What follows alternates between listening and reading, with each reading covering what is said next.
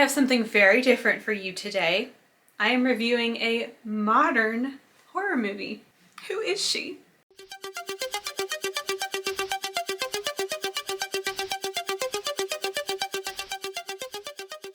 That's right, I decided to take a step outside of the 70s and review M3GAN, which just came out into theaters this month. I recommend you watch the movie before watching this review, but there won't be heavy spoilers, but I am going to be kind of describing the direction of the story and talking about some of the themes you'll find in the film. So proceed at your own discretion. So let's get started. M3GAN was released in 2023, directed by Gerard Johnstone, and James Wan was also one of the producers. This film is described as a sci-fi horror, and it follows a young girl named Katie. Hey, that's my name. After the death of her parents, Katie moves in with her aunt, Gemma. Gemma, a toy designer, has no idea what to do with a child. She ends up giving Katie M3GAN, a humanoid robot with sentience and autonomy. However, M3GAN is very new and untested, and this leads to dangerous consequences. This film explores themes of family love, human connection, technology addiction, and that looming fear that AI will just destroy us all.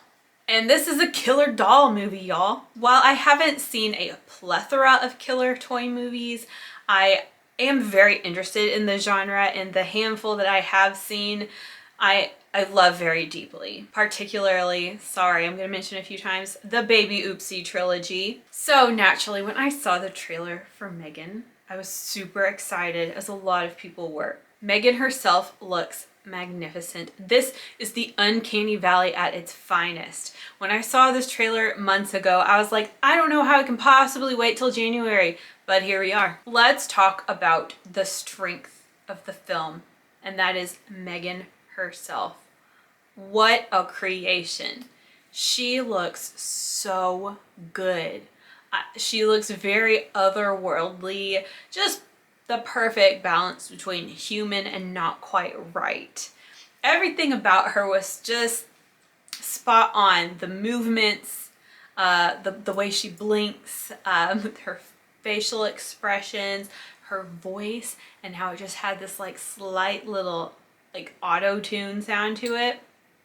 Her outfit, perfect. M3GAN's perfect. I don't think I would change a thing. I'm not spoiling anything when I mention this, but the way that M3GAN looked at their neighbor, just slightly up and down, just gave me chills. So good. There were lots of subtleties with her movements, her mannerisms, and her dialogue that just increased that tension so well. And I do appreciate the writing in the film. I think some extra care went into designing M3GAN's functions and capabilities. It was really thought out, and it was really cool. I have found M3GAN to be extreme. Like, I felt addicted to M3GAN. I don't know, she just, that like technological addiction thing, she was just like, I don't see a problem with this. I don't see a problem with this M3GAN thing. This seems like a great idea. And even when things went south, I was like, I'm still pro M3GAN. She is such an icon. I hope she becomes a classic. I just love how something so cute and pretty and small can just be straight up so dangerous. They nailed that. The world that is created in this film is very small. We are situated in a very, very small space. We don't go a lot of places or see a lot of people. My husband did point out that this could have been very intentional in order to create more of a sense of isolation. And this is relevant in the film, of course, because addiction can be isolating, and the way that technology can replace human relationships is also kind of isolating. The thing is, though, a smaller world in terms of this movie means a smaller cast, and a smaller cast means a lower kill count, which in my opinion is a disappointment. It's almost like this small cast means that M3GAN was unable to reach her true potential as a killer doll. When I came out of this film, when I came out of the theater, I wasn't really sure how to feel. I was slightly underwhelmed, but wasn't sure why exactly. But I think ultimately I'm gonna pin that on the poor character design and development. Katie is boring. Gemma is boring. Gemma's coworkers are boring. I don't care about any of these people. They are just all drained of personality, which is a stark contrast to the movie I'm annoyingly going to be comparing this film to, Baby Oopsie. Baby Oopsie features a wide range of characters with distinct and sometimes eccentric personalities, and it's really enjoyable. Meanwhile, M3GAN is just a bunch of boring people, NPCs if you will. This film is also a bit of a slow burn.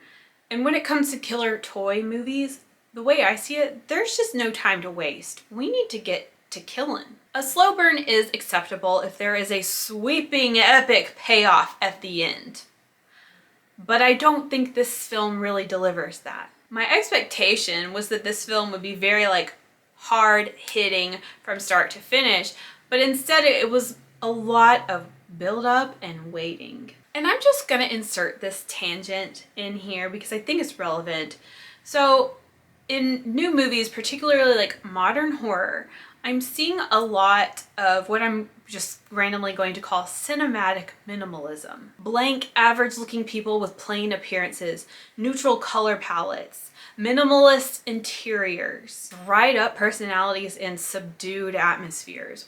What is that? These sort of neutral landscapes, while sometimes more ambient and surreal, they're not really my taste. It's just got this layer of plain over it. You know what I'm saying? And there are two reasons I can think of why filmmakers have started to embrace this. I think one being to kind of create this contrast between this serene and orderly aesthetic, to contrast that with, of course, the horror that will ensue. And I think another reason filmmakers might do this is to create a sense of timelessness, so that the film won't look dated in a few years. But again, I'm not a fan of this cinematic minimalism. It's kind of making all films look the same. You know what I'm saying? Let me know what you think about that. So to contrast with Baby Oopsie, so with M3GAN we have everyone dressed very neutrally, looking neutral, acting boring. And then in Baby Oopsie, everyone has their own distinct style. People don't necessarily look conventional or plain.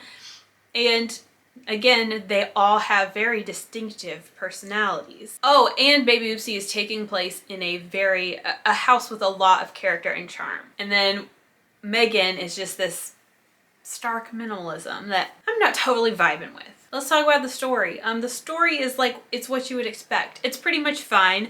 It's pretty predictable, but what else would you expect from a killer doll movie? I think this is one of those films where you want it to be predictable.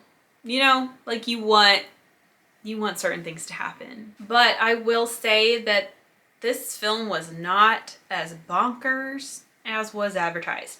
This film was not as bonkers as people probably expected or hoped. It was pretty measured, and I don't want to say this film was grounded, but it really wasn't too off the wall or anything. However, in this film, we do get a nice break from elevated horror in that there's not much braining for you to do with this one. You don't need to decipher the undercurrents. There's not much you have to interpret or contemplate, except for our relationship with technology, which is always worthy of contemplation. As for the tone, I think M3GAN was pretty well balanced between campy Goosebumps vibes and serious modern horror vibes. This film is PG-13, which I honestly, that intrigued me. I'm here for it because it just makes it easy to watch. The watchability is perhaps higher. However, I was reading Letterboxd reviews, and DG_reviews described this film as mild. And I do see where they're coming from. Because like I said, I did want a film that was a bit more hard-hitting than this one. And yeah, it was mild instead. But I really hope youngsters like this film.